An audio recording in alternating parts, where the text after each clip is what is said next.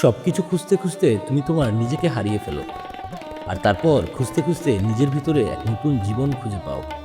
Persian কবি মির্জা গালিব লিখেছেন, এমন কোনো বিষয় নেই যা তুমি নিজের জন্য চাইলে এবং সেটা পাওয়া সম্ভব নয়। বিশ্বের কোনো শক্তি প্রেমের প্রভাব নষ্ট করতে পারে না, যতক্ষণ তুমি তার প্রতি সৎ থাকো।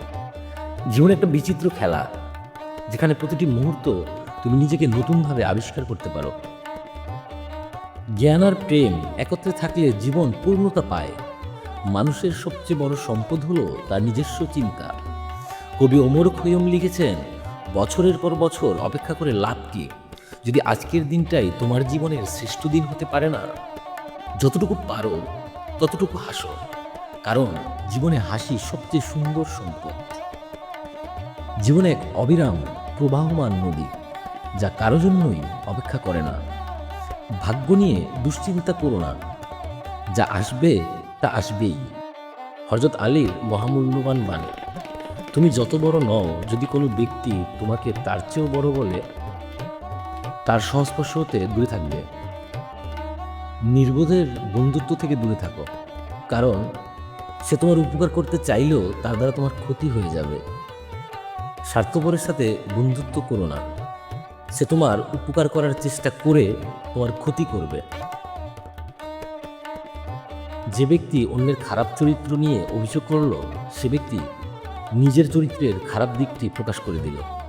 ইমাম গাজ্জালি বলেছেন কথা, ক্রোধ মানুষের আলোকিত শিখা নির্বাপিত করে দেয়। মানুষের মধ্যে যতগুলি মারাত্মক দোষের সমাবেশ ঘটে, এর মধ্যে কার্পণ্য দোষটি উল্লেখযোগ্য।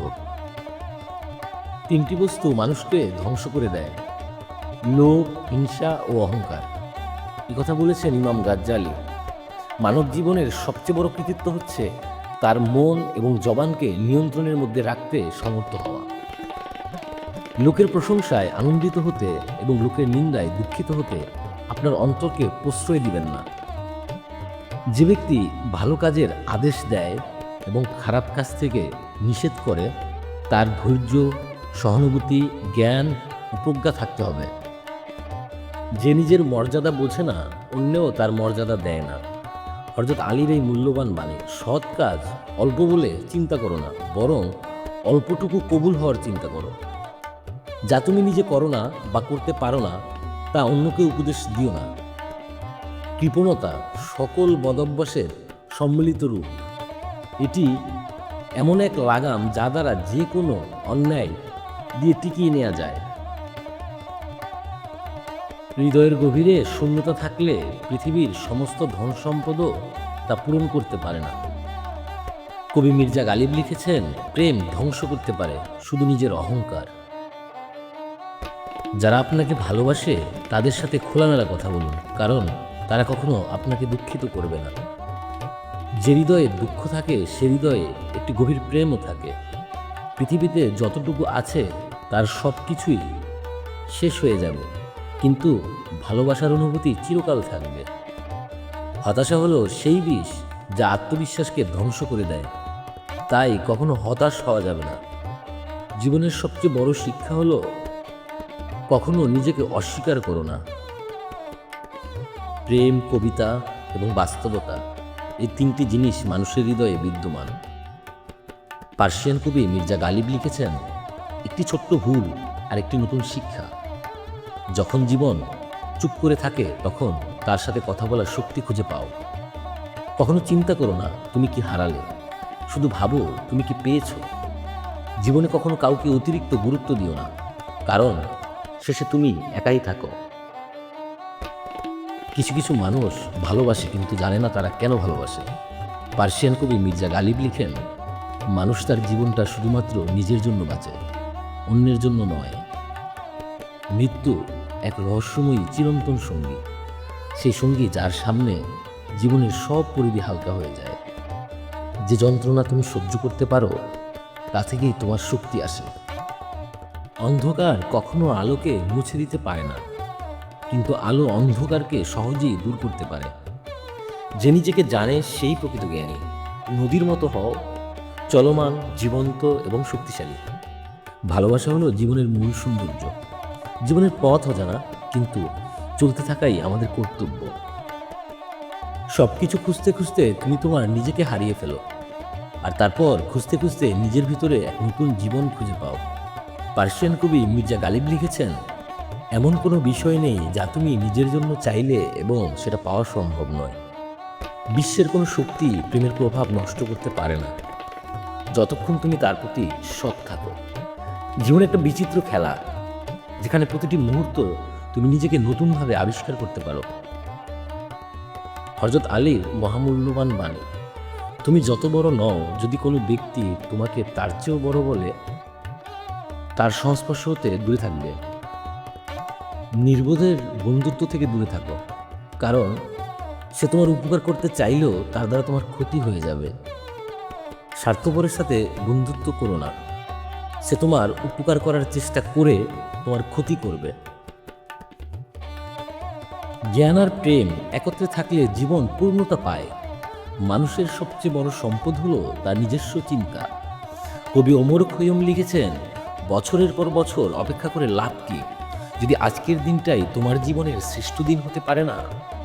যতটুকু পারো ততটুকু হাসো, কারণ জীবনে হাসি সবচেয়ে সুন্দর সম্পদ। জীবনে এক অবিরাম প্রবাহমান নদী, যা কারো জন্যই অপেক্ষা করে না।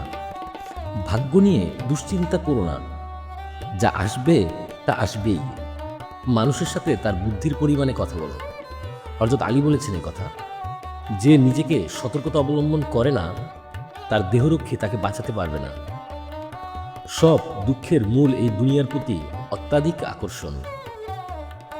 তোমার যা ভালো লাগে তাই জগৎকে দান করো, বিনিময়ে তুমি অনেক ভালো জিনিস লাভ করবে। সত্যিকারের বন্ধুত্ব হলো একটি বিরল রত্ন, এটি মূল্যবান এবং দুর্লভ। কবি ওমর খৈয়ম লিখেছেন, ধৈর্য হলো তিক্ত, কিন্তু এর ফল মিষ্টি। জীবন একটি বইয়ের মতো, যারা ভ্রমণ করে না তারা এর একটি পৃষ্ঠা পড়েছে মাত্র।